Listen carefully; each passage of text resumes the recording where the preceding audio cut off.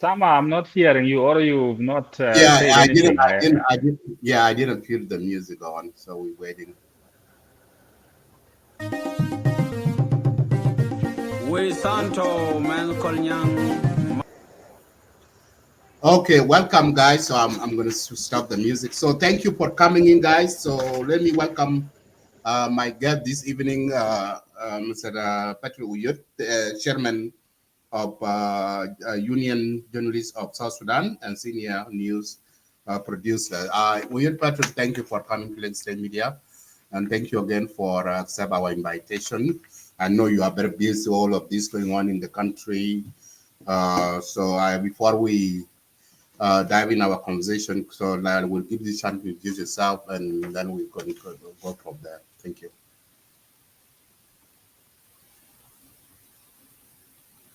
Welcome, Wyatt. Thank you, thank you. I just missed part of the question that you asked. Thank you for having me. If you could Hmm. repeat, I think I have a problem, or your side has some problem with network. So part of the question I missed. Oh no, I just said that welcome to Let's Stay Media. I will give you this chance to Th introduce yourself, and then we will Thank you. continue our conversation. Yeah. Yeah, thank you. Thank you. My name is OYET Patrick Charles. I am the head of the Union of Journalists of South Sudan, and also I am actively still doing news, producing, and reporting as well. So that is briefly about me. Thank you. Thank you, Wyatt. I know you've been covered a lot of news going on in our country, and it's good that yesterday was a day for media freedom day. A lot of journalists are out there, and it's good that you talk about uh, the importance of the media in South Sudan in this environment. The peace going on, all of this going on, and the media is a voice of the people and the country. So, what is the importance of the media in the country in South Sudan? Thank you. Yeah, thank you. Thank you. Actually, the World Press Freedom Day is very, very important for us as journalists in South Sudan. We are preparing, by the way, all of us, Union of Journalists of South Sudan, together with the Association for Media Development in South Sudan and other media stakeholders, media houses, to commemorate. The commemoration could have taken place immediately on Saturday, but because the 3rd of May fell on a weekend, we decided that we push the commemoration in South Sudan to 6th of May, which is coming, and therefore the commemoration is going to take place at the University of Juba, specifically in the Senate Hall. We are very much together with our colleagues across the world marking this day. This day is very, very important because it is a day that reminds the authorities and also even non-state actors in South Sudan about the importance of the media, the importance of the press. And I think you could have seen that a report also was released by the Reporters Without Borders. This is a body that is found in France and it works across the world, ranking countries on their performance in terms of press freedom. And this particular time, South Sudan has performed well compared to actually the East African countries. South Sudan ranked number 109, falling from number 136. It was at 136 the last time this index was done. So that also is an encouraging thing for us in the media that at least something is being done. Authorities are listening to us, but of course we are requesting for more to be done. But particularly on this day, this is an important day because it really is a day that we remind authorities that, the media is very important. The democracy that we aspire to have in South Sudan, we cannot have democracy without the media. It is the media which is supposed to provide avenues for checks and balance. It is the media that is supposed to provide really avenues for accountability and bring also the voices of the ordinary people that otherwise would their voices would not be heard to authorities and connect these people to authorities and connect authorities to the ordinary people. So this is a very, very important day, and that is why during the commemoration on 6th of May, we're going to have government officials, we are going to have, media authority, we're going to have various stakeholders, including diplomatic missions that are here in South Sudan, the European Union delegation, UN agencies like UNESCO will be with us. So it is really a very important day for us in South Sudan. Thank you so much, Wajid Patrick. And also, and it's feel good. It's good that celebration will go on and organize the journalists, the work that they are doing. They put their life on risk, as we see. There are harassment of journalists, and many of them have been arrested. Even some of them they lost their life, but they continue because the journalist is one of the important uh, organization in the country that they can bring news to the public, and it's good that the government of South Sudan is recognized that, and they will be participate that.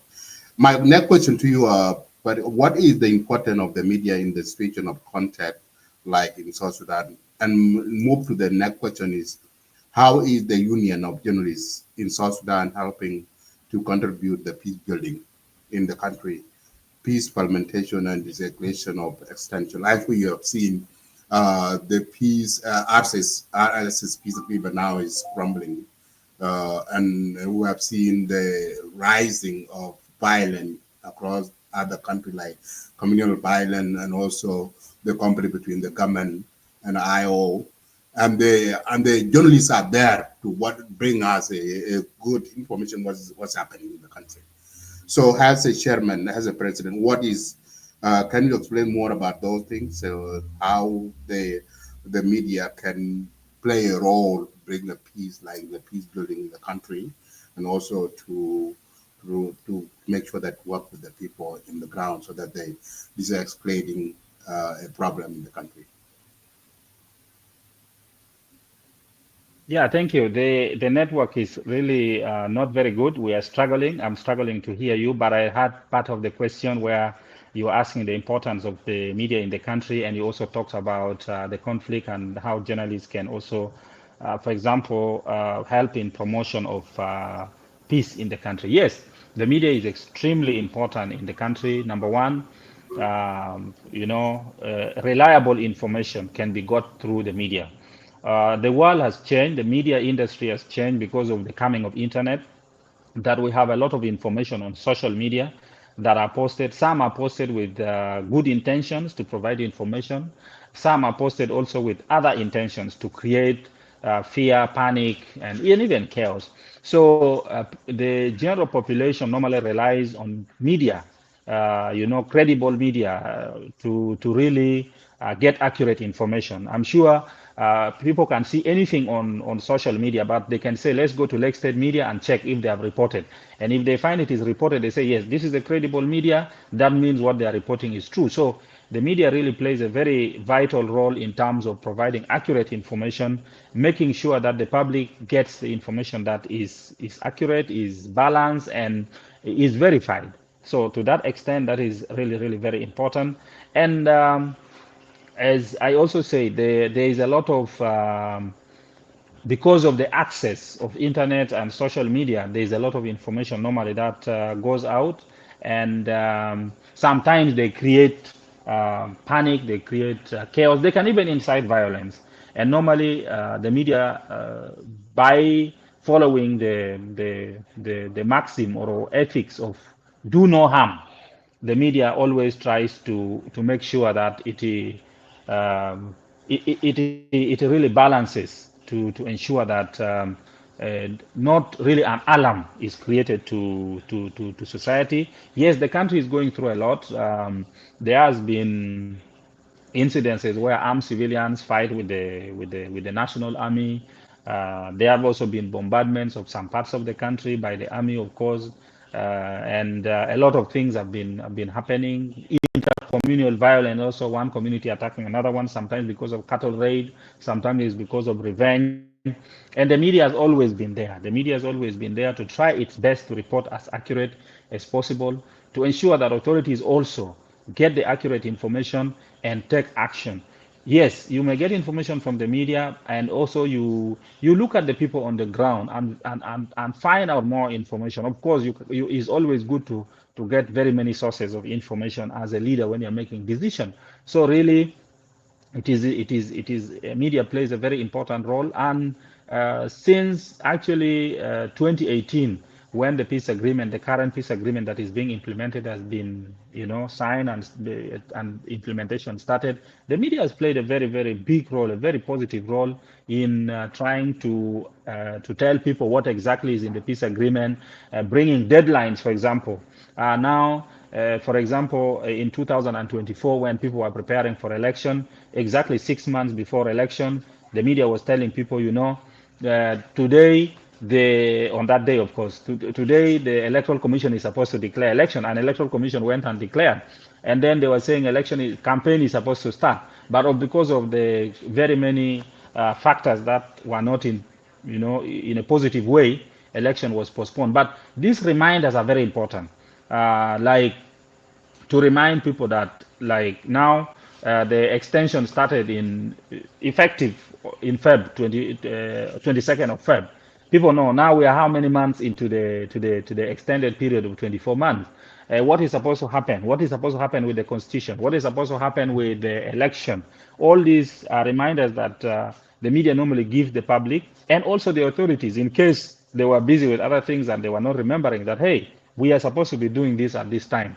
And through the interviews, through providing platforms where the public can interact with their leaders, they ask their leaders questions, they get answers directly from the leaders. So the media has really done much, and that goes on even to the areas in the rural areas where, for example, we have community medias, and this media actually is playing a very big role. Some of them do in programs in dialect, news in local languages, which are very good, giving people really information that they need. At least when you move across South Sudan now, people will tell you there's a peace agreement being implemented. Even though they may not know everything about it, all the content, at least they have an idea that there's a peace deal being implemented. All this is done actually by the media. And that's why also the media in the past 1 year or so has been focusing on peace journalism. We have been providing a lot of trainings to journalists on issues of peace journalism, how to really frame these stories in a way that do not encourage violence, because we are not supposed to incite violence, even by our ethics. When you look at the code of conduct for practicing journalism in South Sudan, it doesn't require us to incite violence. So we have been doing trainings through support from institutions like Japan International Cooperation Agency, JICA, where we have been promoting peace journalism, conflict sensitive reporting, so that we don't become part of a problem. Because the media in some countries, we have history where media was a problem. You remember in Kenya, there's a journalist who was taken to ICC. In Rwanda, the same, we had media that were cited as being very negative and creating violence or promoting it. So we are trying our best to make sure that we don't get involved in these kind of things. We report accurately. We make sure we don't incite violence. We make sure, we provide accurate information for the leaders also to make their own decisions. So the media is playing a very great role, and the new media, especially like the Lake State media that are online, is even more important now, because most of the young people are online. And when you look at the population of South Sudan, majority are young people, and most of them are online, and they do not sit to watch a normal TV or listen to radio most of the times. They rely on their gadgets, the phone they have. They check what is there, they listen, they watch, they do this. And that's why it is very important also for the government to work more on providing accessibility of internet to rural areas, because the majority of the people who are involved in violence are youth. And if you can change their mind, you can provide them with productive activities, then definitely, and with the new media, then definitely you find that the situation will change for better. And also another thing that we're advocating for as Union of Journalists is for the people who support media to also support the online media, because there's a thinking that they should only support the traditional media, an established radio station somewhere, an established TV station somewhere, but not an online media, which is really a wrong thinking. Is a thinking in the past. But the current reality on the ground is that the online media should even be supported more because now they have more impact than even the traditional media. If you see, for example, the conflict in Nasir, which happened some few months ago, the conflict was majorly fought online. If you see, there was a lot of online, information posted from here, another one from there, another one from there, another one from there. If this energy could be diverted to do something positive, it would be very great for the country. So yeah, the media continues to play a very important role, and we believe that it is very important and more should be done to empower the media in the country. Absolutely, absolutely. Thank you, Patrick. For yes, absolutely. You are one. We are 100% correct. And another thing too. What are they? Because right now we have, as you mentioned, about the online media, and we have professional media. Those are Al Jazeera, SSPV, and other news media, BBC, CNN. Those are the big media that the world know them. And now, as you've seen, the world is moving from this traditional media that people can sit down to watch the news on the TV, but now everybody have a cell phone. You just click up on your hand and then you can listen. And that's where all the media now are moving away to to the online media. And if we talk about the online media, the content of our South Sudanese as how we use social media, whether Facebook or Twitter. Very much people are using Facebook as one of the big factor. And if you can remember, I think it's few months ago or last year when the media authority shut down Facebook and TikTok in the country. That was a big thing. And because of the incident happened in northern Sudan when those people were killed, and there are some graphic photos and media and we share online. And then the government of South Sudan went and shut down the media for like, I don't know, about a week or so, or 2 weeks. That was a big thing. And that is seem like it's a violation of the media, freedom of the media. So what has a chairman of the union, what can you do your leadership as a journalist and you work with the government, South Sudan government, to close those gaps, like those of hostile propaganda, misinformation that the citizens are putting on social media, and that contribute, as you mentioned, one example of what happened in Nasser is one of the big factor people were using. Now one of the media now, or media online now, is called Clubhouse, is one of the big factor using a negative campaign what happened in Nasser. So what is your what can you do, your office and the government work hand in hand so that you guys can close that gap, and how the government can respect the freedom of the media?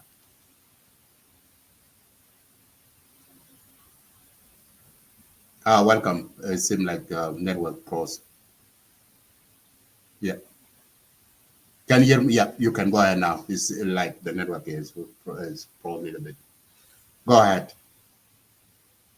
Oh, bear with me, guys. Network connection. This will come back.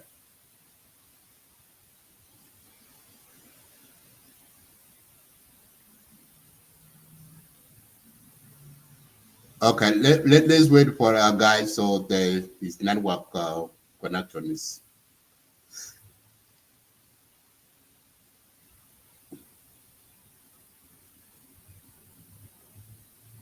So you'll be back. So yes, I see your question. Yeah, I would brought up some of your question, guys, right there. But so I will bring those questions up. Let's wait for a second. So you'll be back. .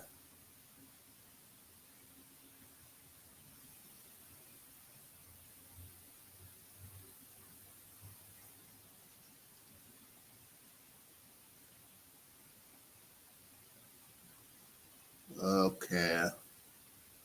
Mike Cholgrangawan, Yupit, Ping Yarul Pandit Shet Maniel, Anaketon Niel, Jillo Let's wait a Jillo, little bit, guys. It's Winatona coming back. Dor. The network. Our network is always like the network that we have.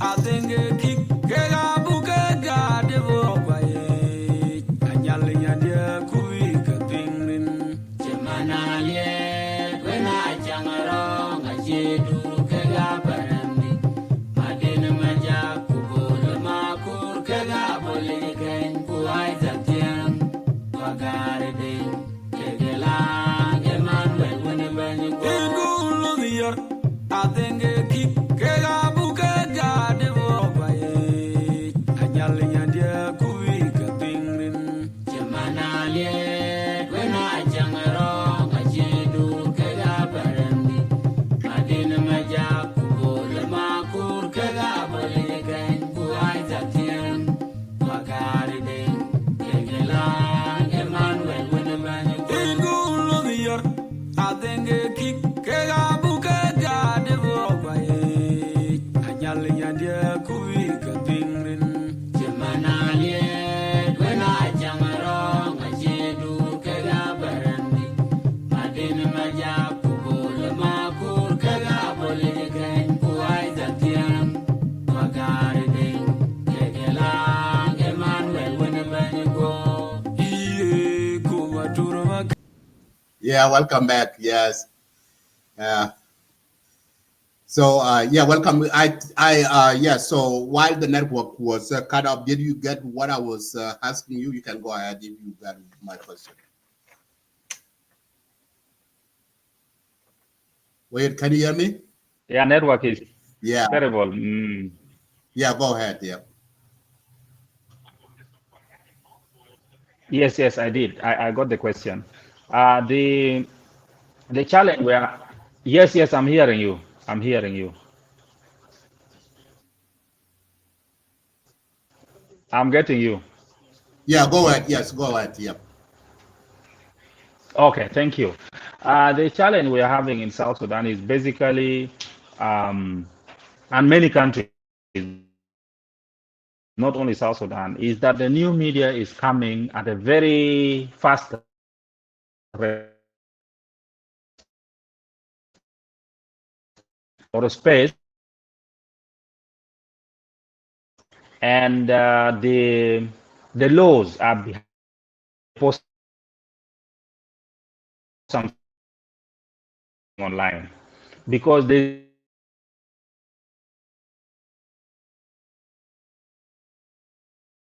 over the media. Yeah, we have a really bad network connection guy, bad with us. So he's gonna come back. Uh, yeah.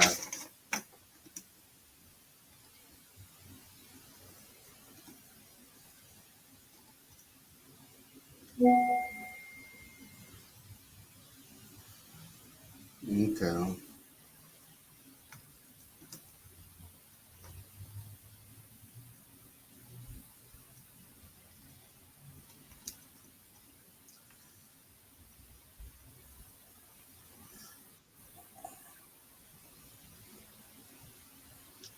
Network Yeah.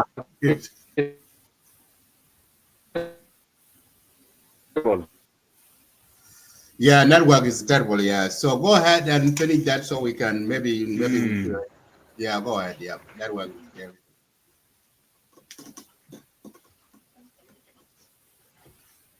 Uh, yeah. Technology is giving us that time today, really. Yeah. Um,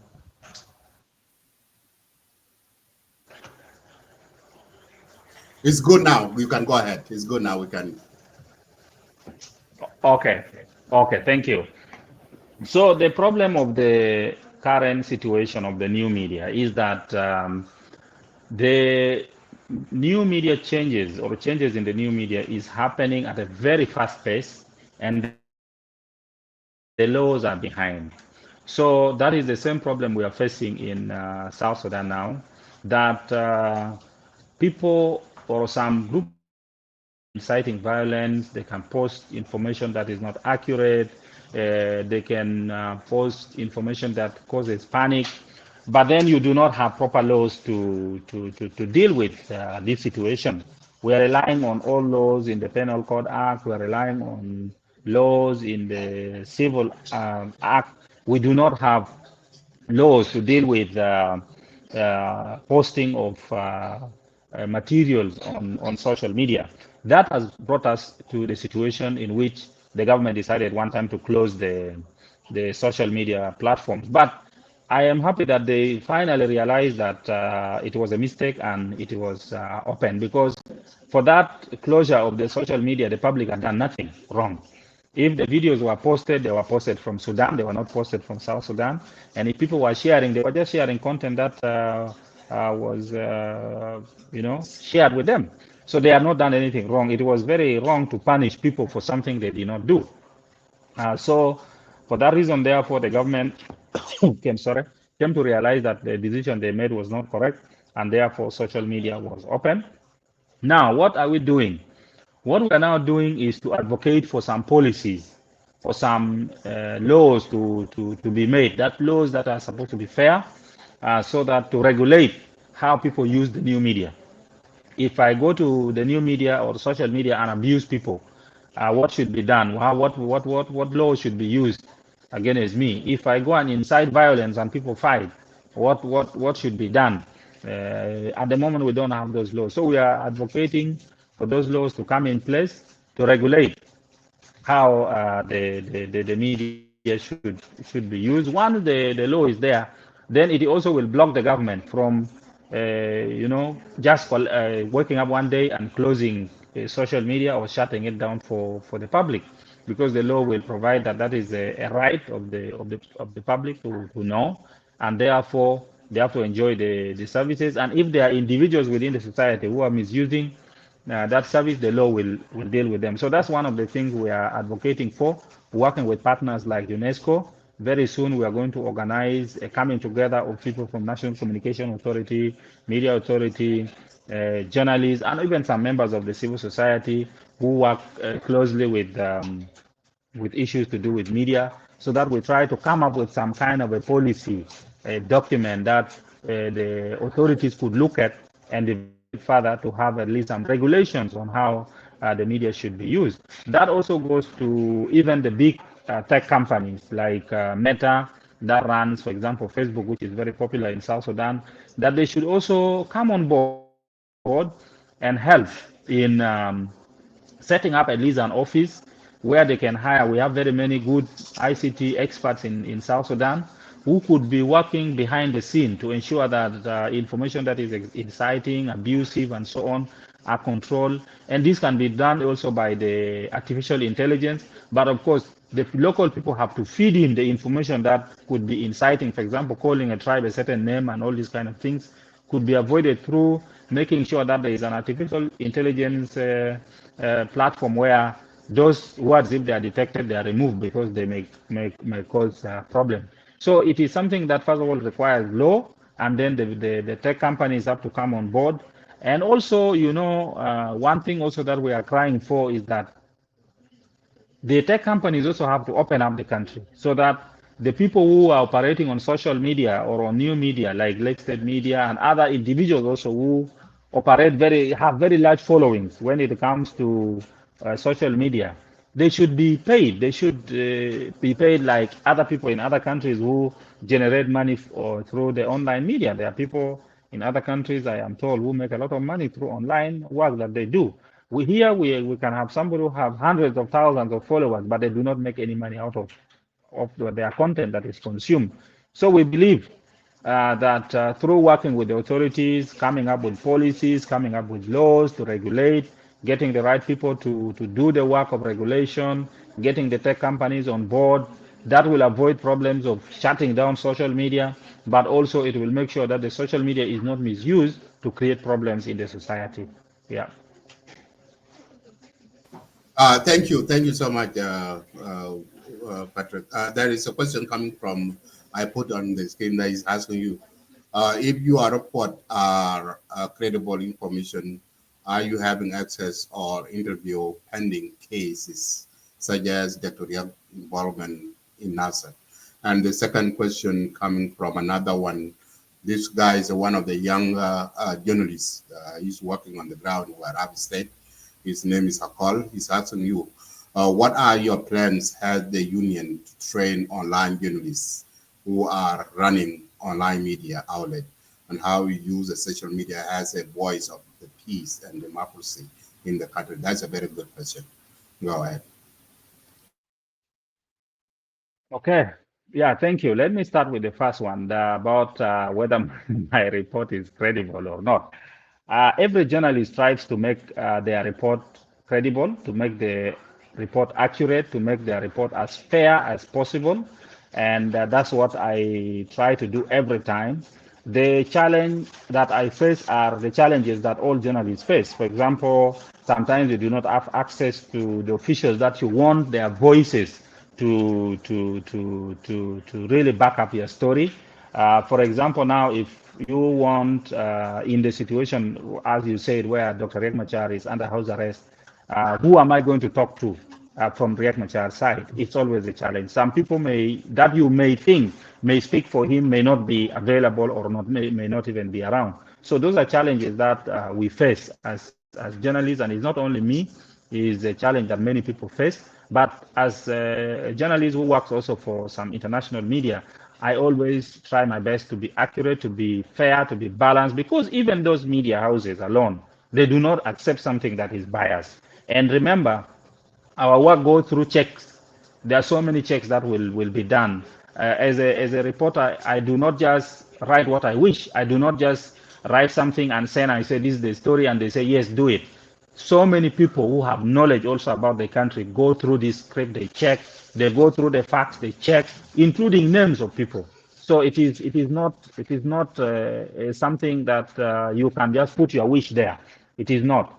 As a journalist, of course, I try my best to be as fair as possible, and I believe I am.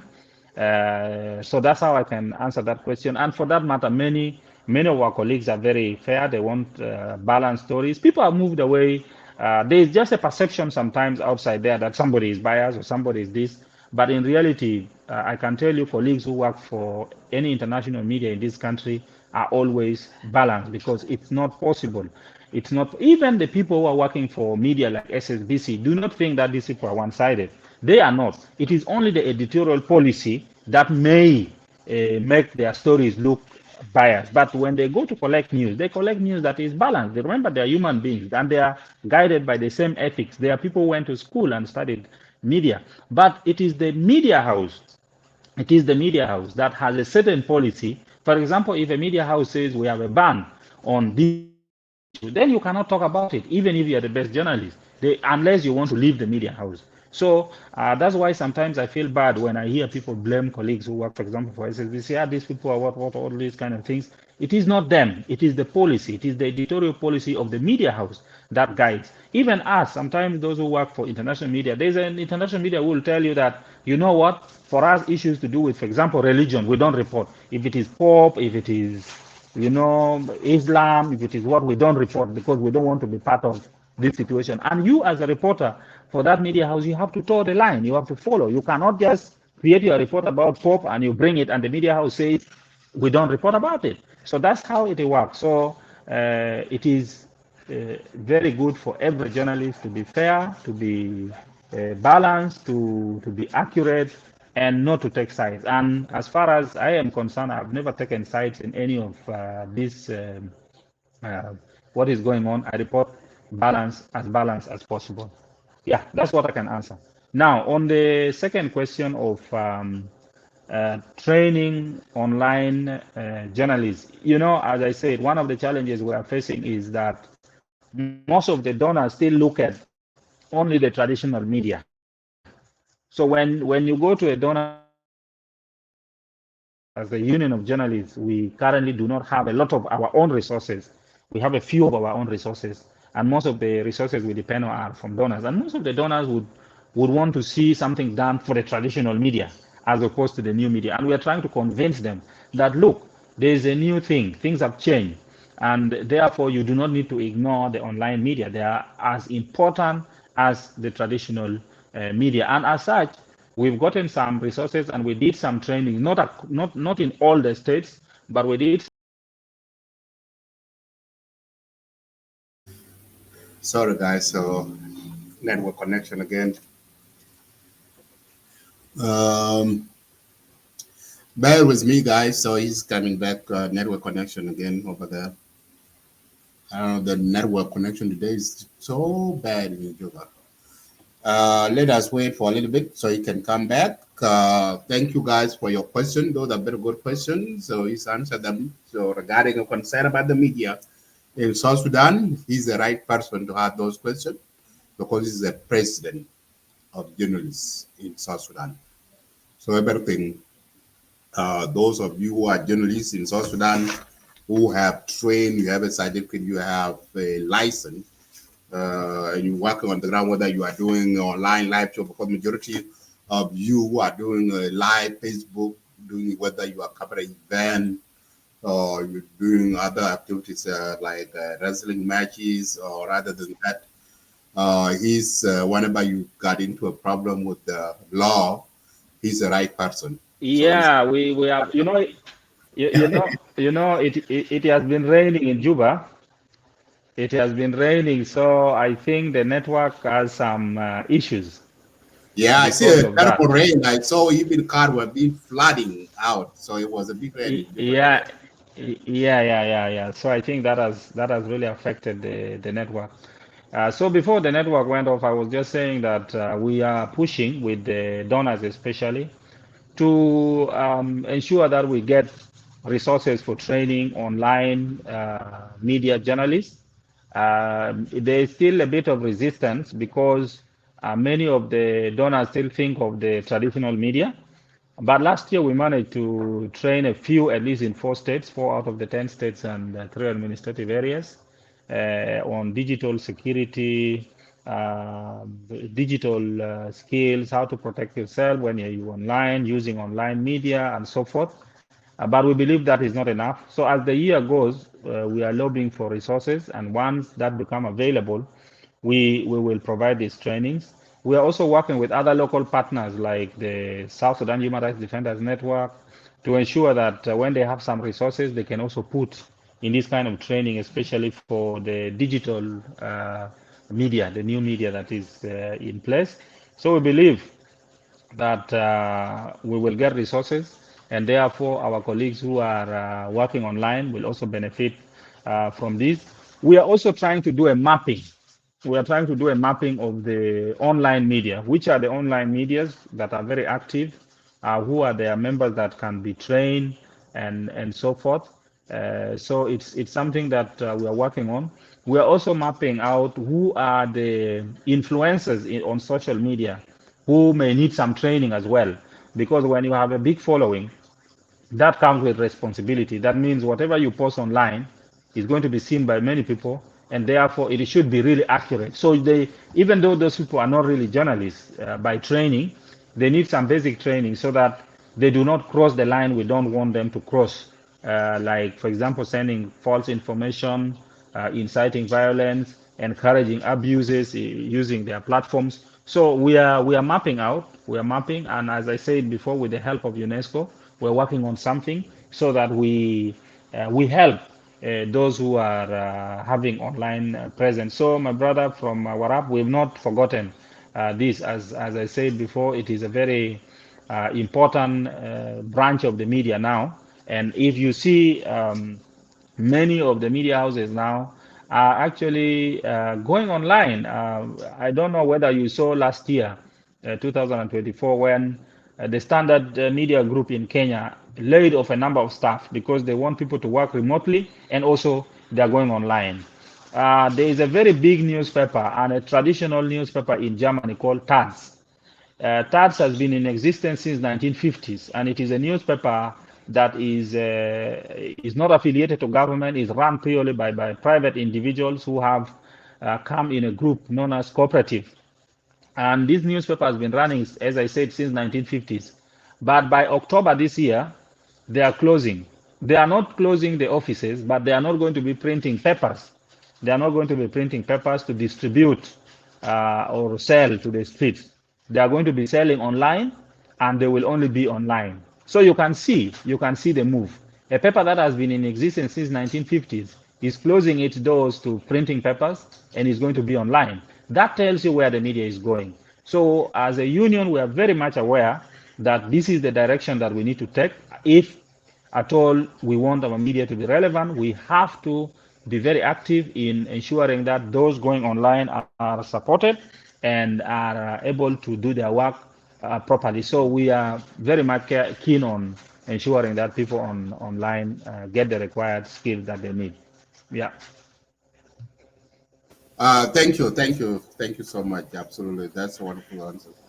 My last question, so that we're having a challenge with the network right now. My last question regarding about to close your remark. What is your message to South Sudanese using your social media, both in the country, in South Sudan, and outside diaspora? What can you tell them, special people, those young, you Yeah, said, yeah, go ahead. my message is that we have to continue to ensure that the media functions in South Sudan.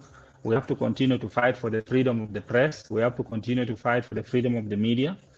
It is never easy. It is not a one-day thing that you can just make a declaration and it happens. It really takes time. But as we also do that, as we fight for freedom of the media, freedom of the press, freedom of expression, as journalists, let us continue to remain neutral, to ensure that our reports are accurate, because normally most of the problems that we face as journalists is when authorities or anybody who wants to attack you identify some small inaccuracy in the news and use it against you. So it's very important that we try to check our sources and cross check and make sure that what we are putting out is attributed, also is not our own saying, but is something that somebody has said or done, and we do a proper investigation. The future is always bright. It is us to work to make it bright, because every generation is there to contribute in a way. Our fathers, grandfathers contributed in their own ways, and that's why we are here now. And it is our time to contribute. And it is a call. I always say that journalism is really a call from God, because if you look around, the pay is not that much. The pay is not that much. And then the work is throughout. No weekends, no public holidays. In most cases, it's the public holidays when you are actually working more. So if you are not really called to do it, it will be very difficult for you. So it is a call that I urge my colleagues to continue to push. And as I said at the beginning of this interview, that there is no democracy without the media. If the media is not there, the democracy that we aspire to have, the one that we want, will not be there. So we remember that we are doing a very, very important work for our population, and to ensure that things run well. There's justice, there's accountability, there's fairness. We fight corruption through our reports, through the things we write in our papers, through what we do on our online and so forth. And this is the work that it is the second liberation that it is the media that can do. It is the media that can push this country forward. So let us not give up, even in the middle of challenges of low pay or delay pay and so forth. We only hope that things will get better. When you look at other countries around, like in Kenya, for example, journalists are among one of the best paid. So we shall also reach that stage. If not us, those who follow us will reach that stage. So we cannot give up. We have to really push, and things will get better. That's what I can say. Absolutely. Absolutely. Thank you so much, Patrick, for coming to Let's Say Media. It's really wonderful. It's an honor to have you again. And we continue to bring you back to update people regarding about that, because we're having these young journalists who are rising up, but they don't have those qualifications because they always run into the law and they get arrested. So it's good that you are there for their voice, so that they can have the right resource and information they need, so that they can have that break between them and the government and the law enforcement. So thank you so much. Have a wonderful night. Have a good day. See you again. Thank you. If you can put in your last Thank you. statement, Thank your you. last word, yeah, put Bye. it in your last word so I can put that. Yeah, thank you. Thank you very much. Thank you to Lake State Media for hosting me. And as an online media, I have a lot of respect for you. It is not easy to, maintain, and you've been there for years. You're actually among the pace setters in South Sudan. So I really appreciate that. And I urge also colleagues to go for media convergence. That means even if you have a radio, you have a TV, please, online is very important. Let us strive to go online. The media is moving online, and let us continue doing the good work. And I wish you a very good month of May. This is the month of press freedom, world press freedom. So thank you very much. Thank you so much. Have a wonderful night. Happy May Freedom Day. Thank you. Wonderful. Keep up. Yeah. Thank Thank you. you. Yeah. Thank you. Thank you, everybody. Have a wonderful night. So thank you, and I'm really delighted to have Mr. Patrick to Alexa Media to give you information you need. Thank you, and we'll see you guys next time. Have a good day. Thank you. Thank you. Thank you.